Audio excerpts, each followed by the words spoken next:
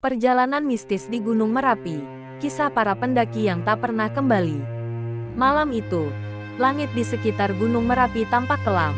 Awan hitam menggantung seperti pertanda buruk.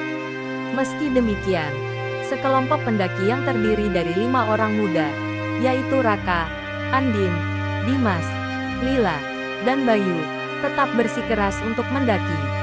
Mereka ingin membuktikan keberanian mereka dengan menaklukkan puncak Merapi.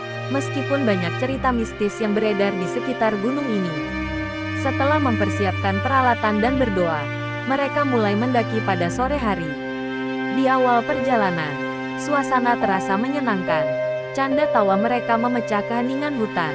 Namun, ketika matahari mulai tenggelam, hawa dingin menyelimuti, dan kabut perlahan turun.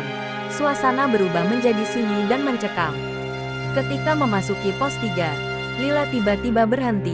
"Aku merasa ada yang memperhatikan kita," bisiknya, sambil melihat sekeliling. Yang lain hanya tertawa kecil, menganggap Lila terlalu paranoid. Tapi Bayu, yang sering mendengar cerita mistis tentang Merapi, memperingatkan mereka agar tetap sopan dan tidak berbicara sembarangan. Perjalanan mereka berlanjut hingga malam tiba. Di tengah kegelapan, suara-suara aneh mulai terdengar, bisikan lembut, langkah kaki di semak-semak, dan sesekali suara perempuan tertawa lirik. Raka mencoba menguatkan kelompoknya dengan berkata bahwa itu hanya angin atau hewan hutan. Namun, ketakutan mulai merayap di hati mereka.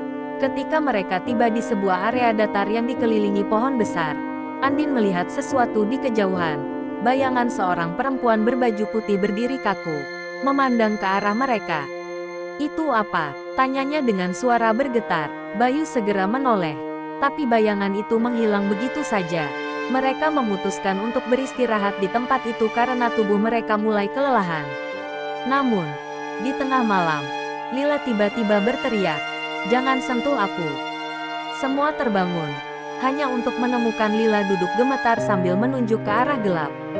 Dia menyentuh pundakku," katanya terbata-bata. Bayu yang merasa ada sesuatu yang salah mengusulkan untuk turun kembali ke bawah. Tapi ketika mereka mencoba kembali ke jalur semula, anehnya mereka seperti tersesat. Jalur yang sebelumnya jelas terlihat kini tertutup kabut tebal, dan suara-suara aneh semakin sering terdengar. Puncaknya, Dimas tiba-tiba berjalan sendiri ke arah kegelapan tanpa mengatakan apa-apa. "Dimas, mau kemana?" teriak Raka. Tetapi Dimas terus berjalan seperti orang yang terhipnotis. Mereka mengejarnya, namun Dimas menghilang begitu saja di tengah kabut. Ketakutan melanda mereka, kini hanya tersisa 4 orang, dan mereka terus berusaha mencari jalan turun. Namun, semakin lama mereka merasa seperti berjalan di tempat yang sama.